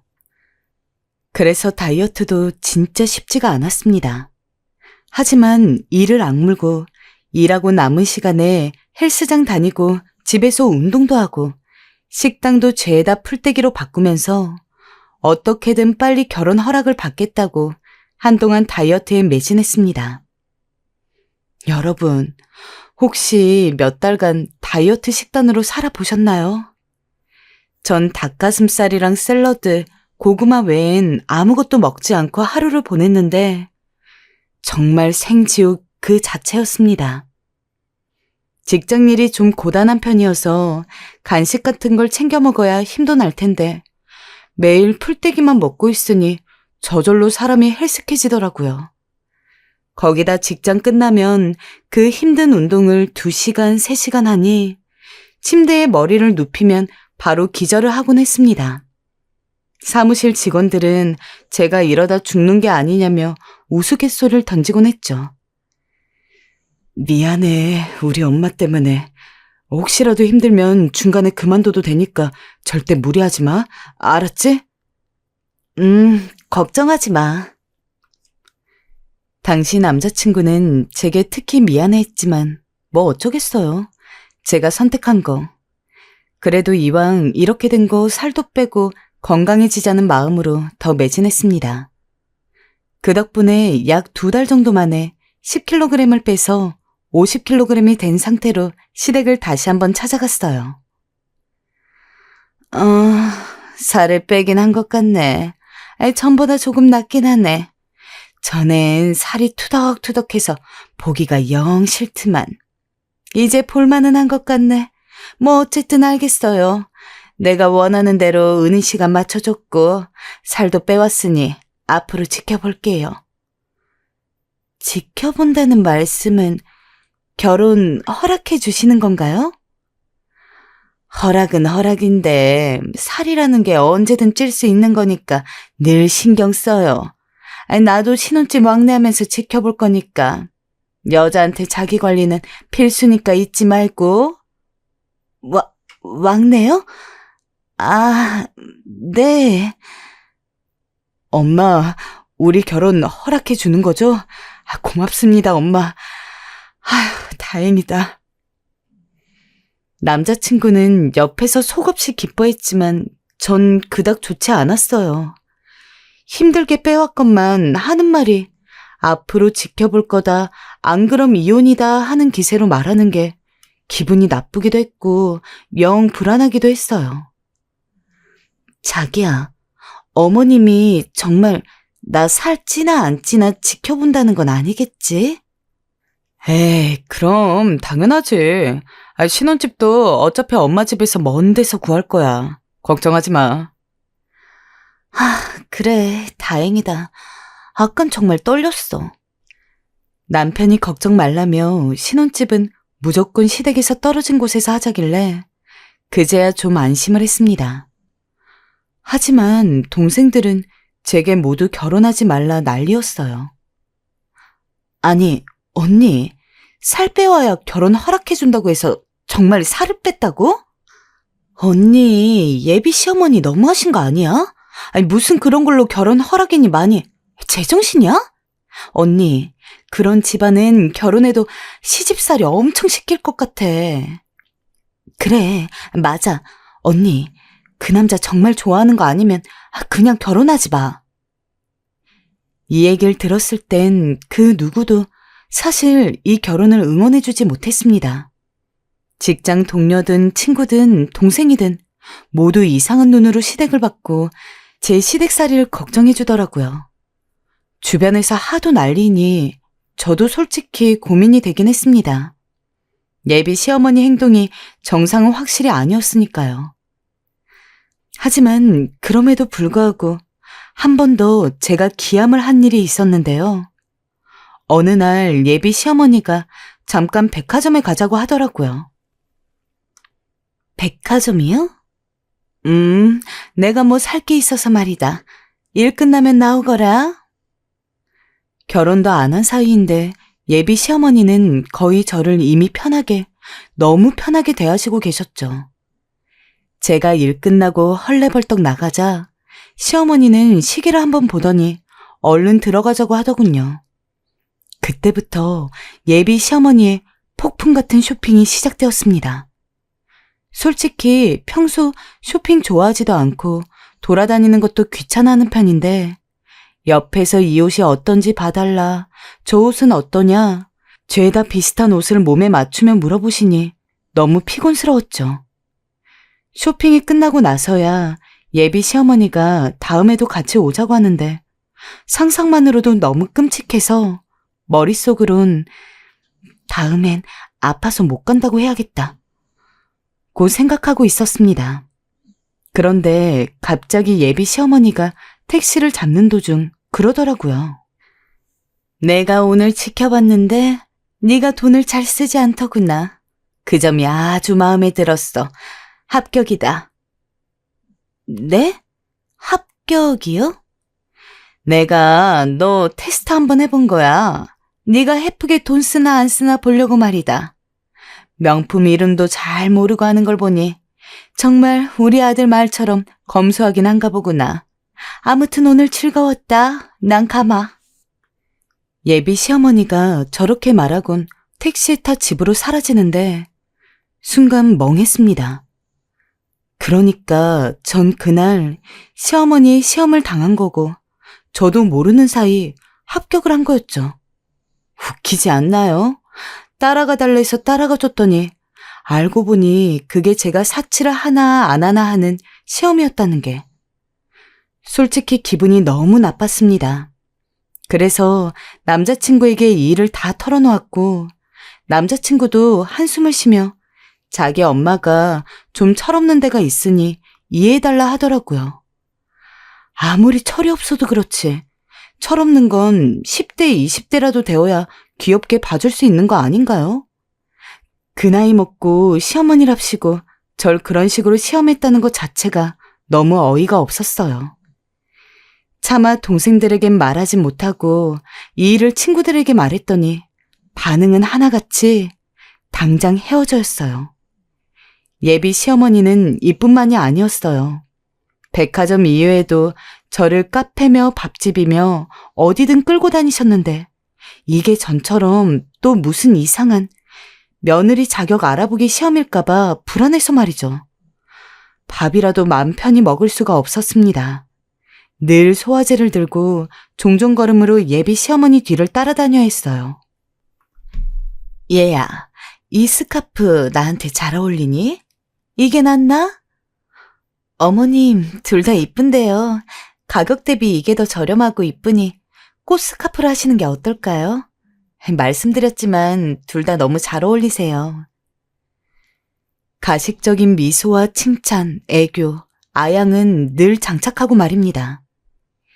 이쯤에서 여러분은 그럼 왜 제가 바보처럼 한마디도 하지 않고 그냥 다 하자는 대로 했냐고 물으실 수도 있겠는데요. 당시 저는 남자친구를 많이 사랑하고 있었고 무조건 결혼을 하고 싶었어요. 이게 첫 번째 이유일 수 있겠네요. 두 번째론 어머니가 좀 철없고 얄미운 부분이 많긴 했지만 그래도 제게 말실수를 크게 한다거나 저를 못살게 굴진 않았어요. 나름대로 옷 쇼핑을 가도 제 옷 한 벌은 꼭 사주시려 했고 밥을 먹으러 가도 집에 가서 먹으라며 1인분을 포장해 주시기도 했고요. 말은 퉁명스럽고 약간 공주병 증세가 있긴 하셨지만 그래도 사람 자체가 나빠 보이진 않았어요. 어딘지 다정스러운 구석도 있는 것 같았죠. 물론 절 볼 때마다 몸매를 체크하고 매서운 눈초리로 감시를 하긴 했지만 사람은 누구나 다 완벽하지 않다고 생각하기 때문에 저도 그럴 거라 생각했기 때문에 어머니의 좋은 점이든 나쁜 점이든 그대로 받아들이려 했어요. 하지만 이게 실수였을까요? 제가 사람 보는 눈이 정말 형편없는 걸까요? 어느 날 대형 사건이 터지고 말았네요.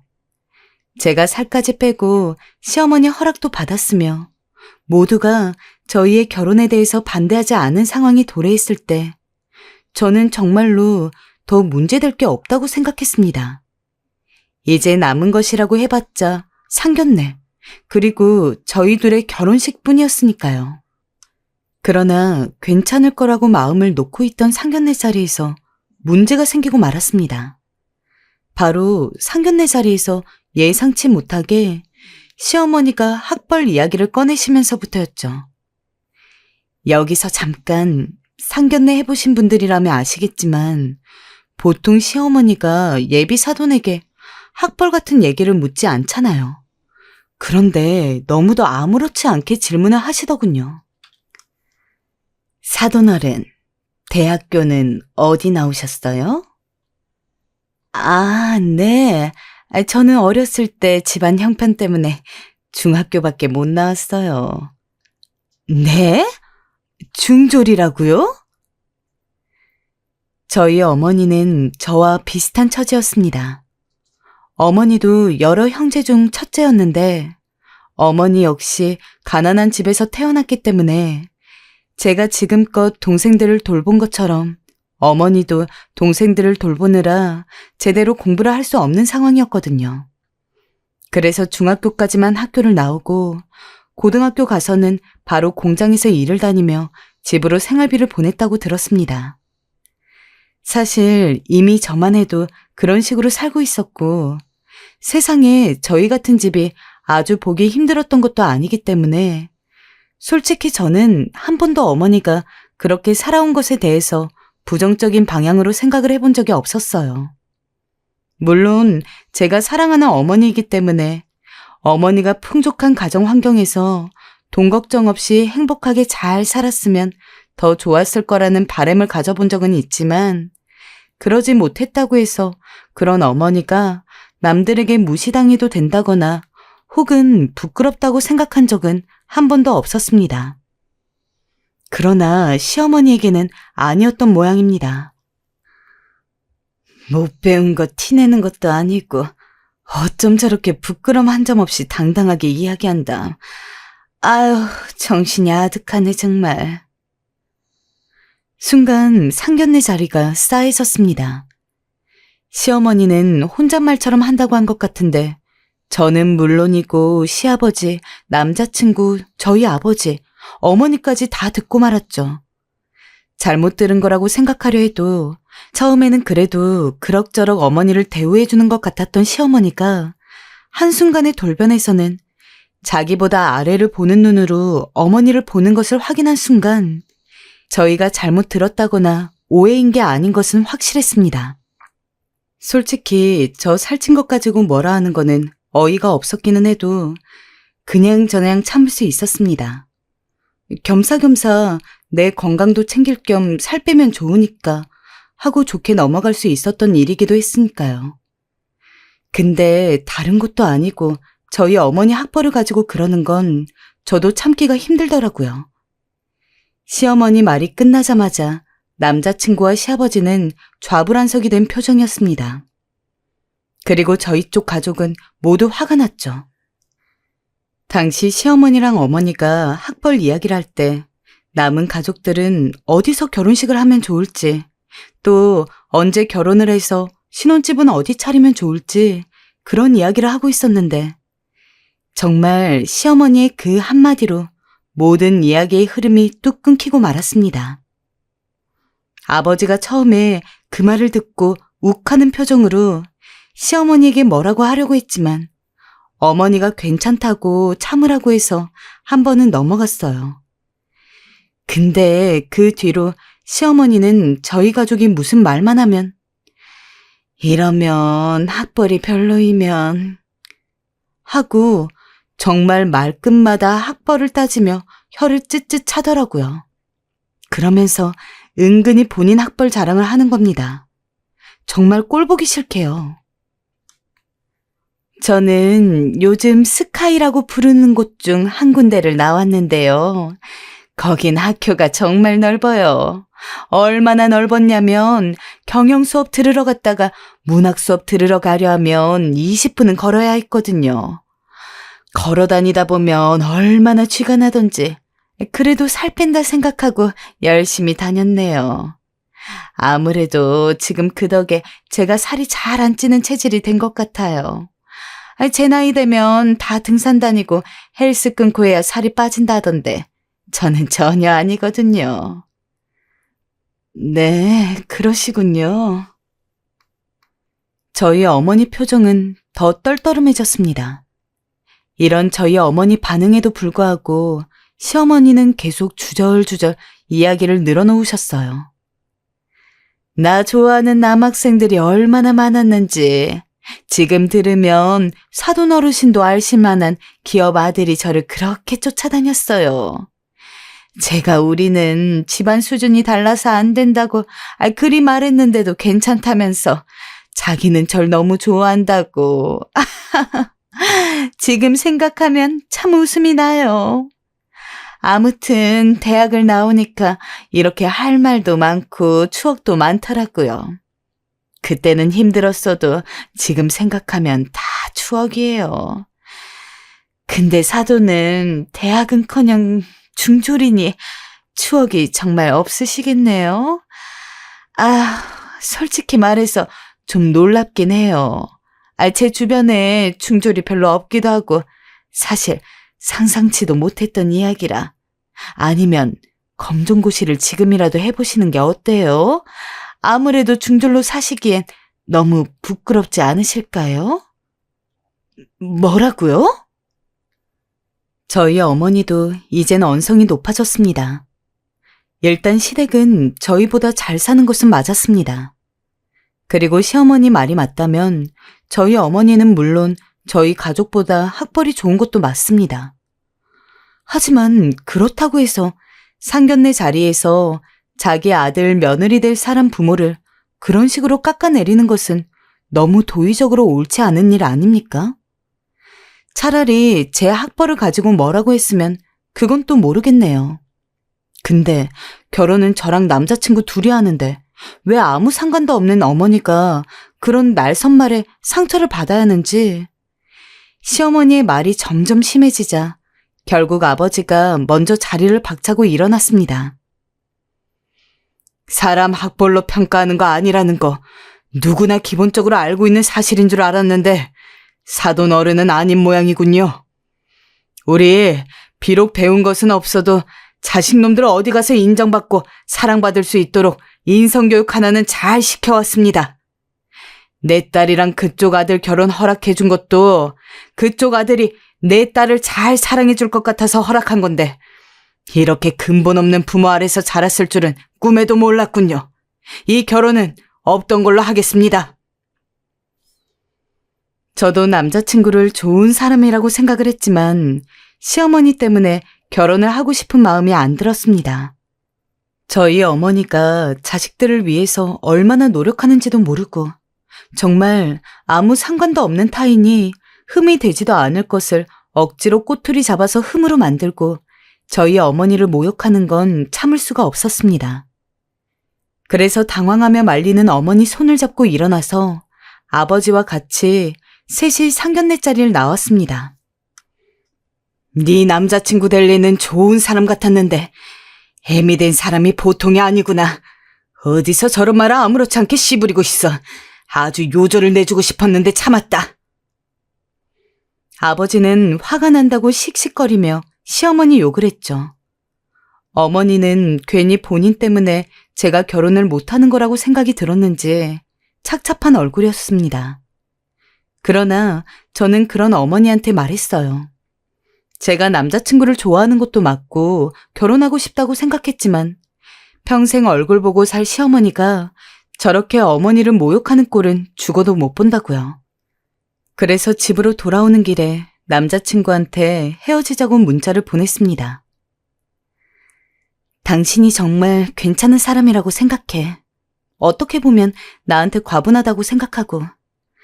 하지만 당신 어머니가 그렇게 나오는 이상 나 절대로 당신이랑 결혼 못해. 결혼은 물론이고 연애도 마찬가지야.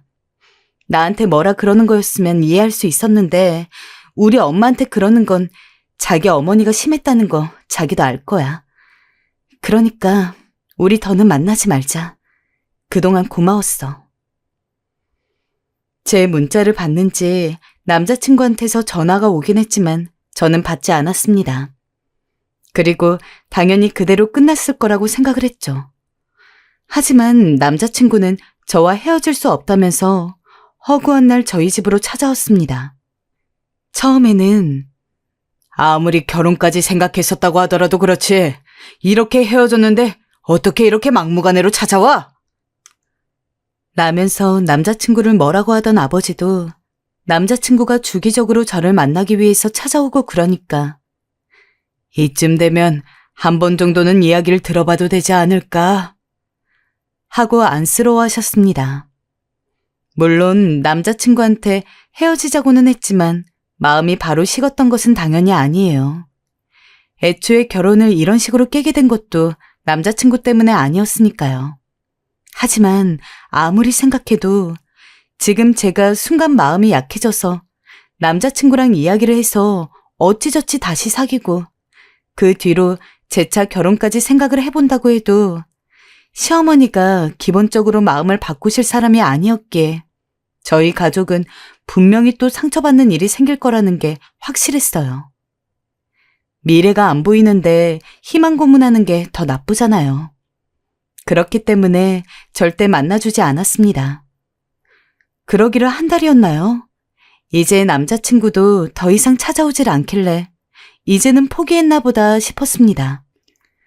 근데 그날 부모님이 일을 하고 집에 들어오셨는데 두 분 다 웃음기 가득한 얼굴 표정으로 귀가하시더라고요. 무슨 재밌는 일이 있었나 싶어가지고 부모님한테 물어봤습니다. 오늘 뭐 좋은 일 있으셨어요? 왜 이렇게 두 분 다 웃으면서 들어오세요?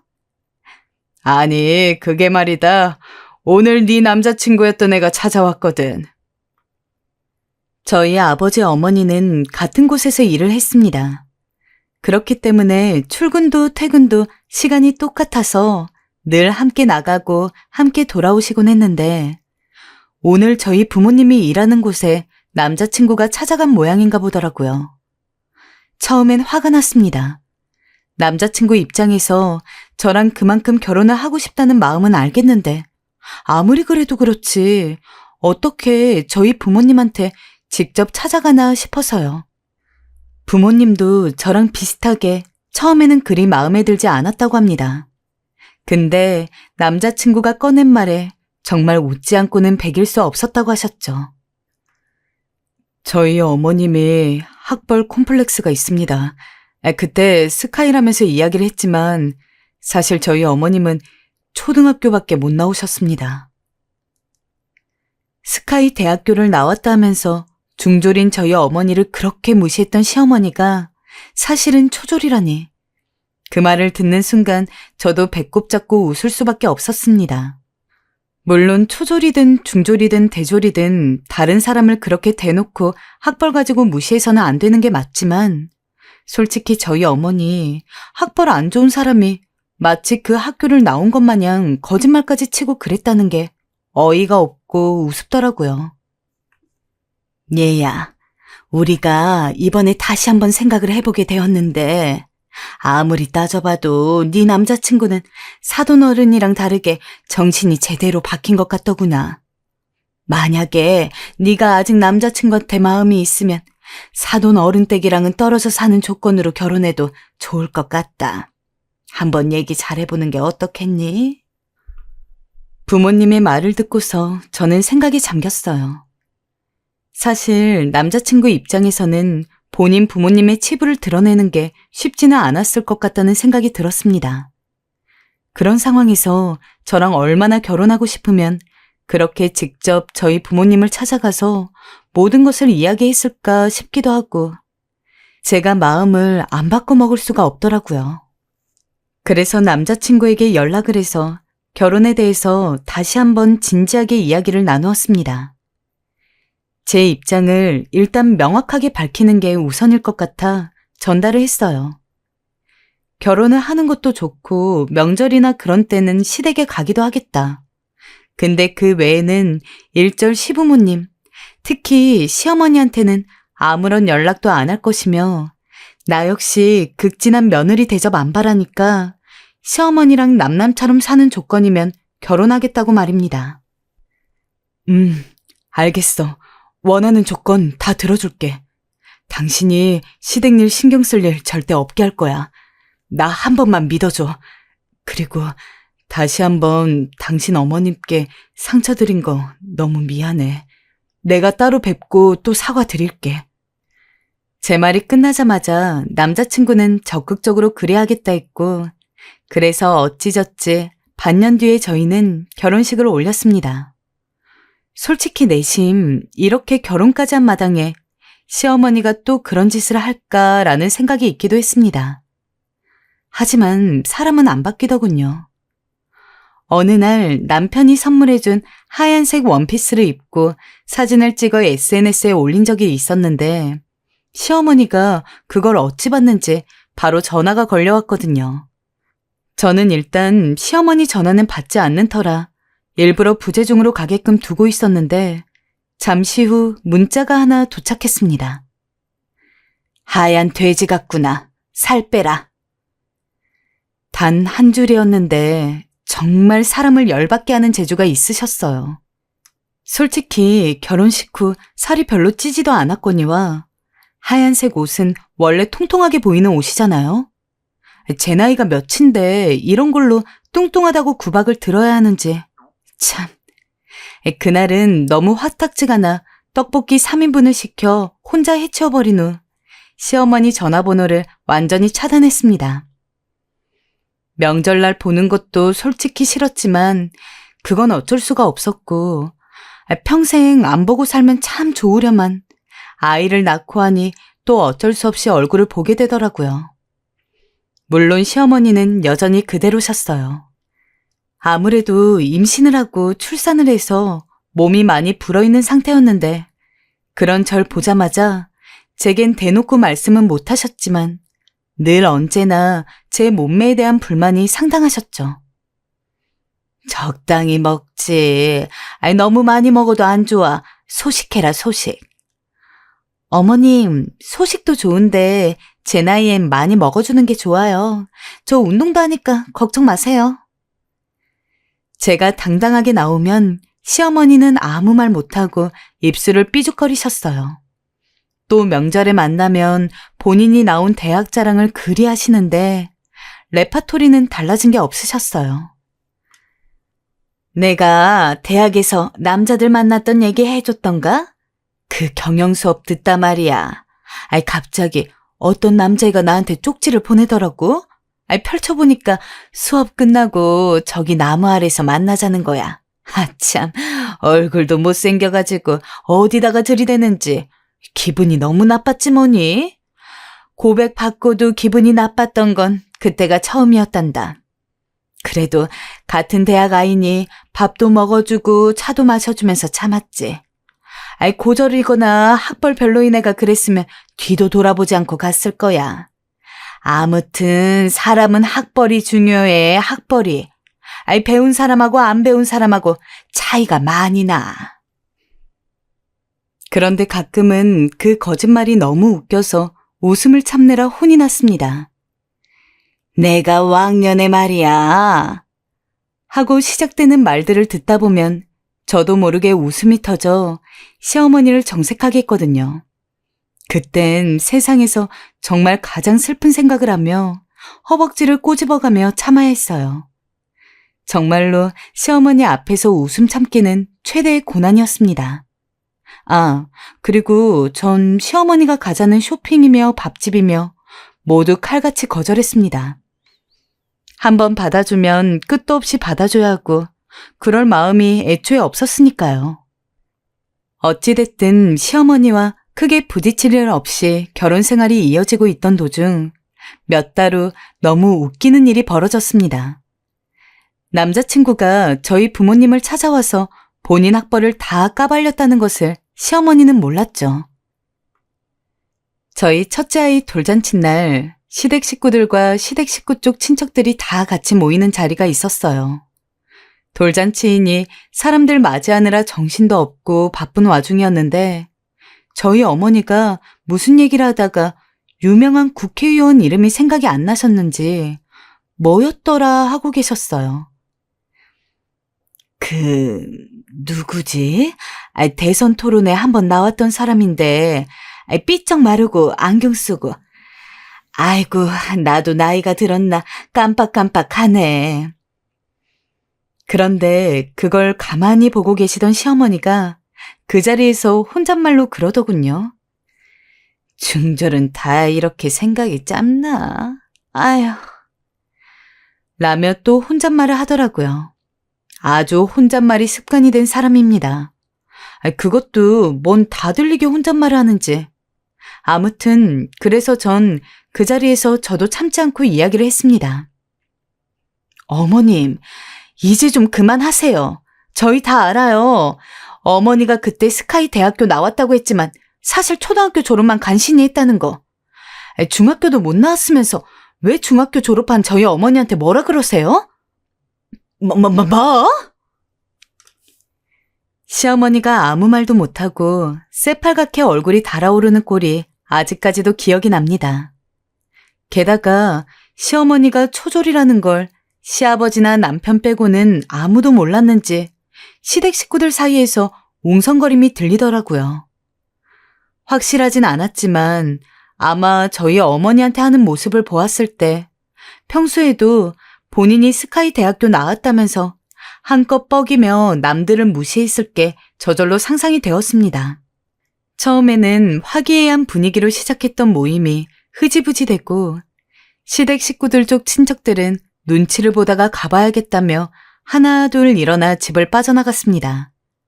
그리고 시어머니는 그런 모습에도 입 꼭 다물고 아무 말도 못하시다가 결국 먼저 방에 들어가서는 저희 부모님이 집에 갈 때까지 나오지도 않았죠. 지금은 저희 부모님 봐도 학벌에 대한 얘기 일절 안 하고 최대한 대화를 하는 일이 없도록 말을 아끼고 있습니다. 그런 시어머니를 보니 얼마나 꽃인지. 이제 더 이상 저희 어머니가 학벌로 무시당할 일이 없다는 생각에 날아갈 것 같더군요. 가끔 시어머니가 기죽은 채 있는 게 불쌍하기도 하지만 이런 것도 다 자업자득 아니겠어요? 여러분들도 학벌 같은 걸로 남 무시하지 마세요. 정말 그것만큼 치졸한 일이 없으니까요. 지금까지 사연 들어주셔서 감사하고요. 다들 건강 조심하세요.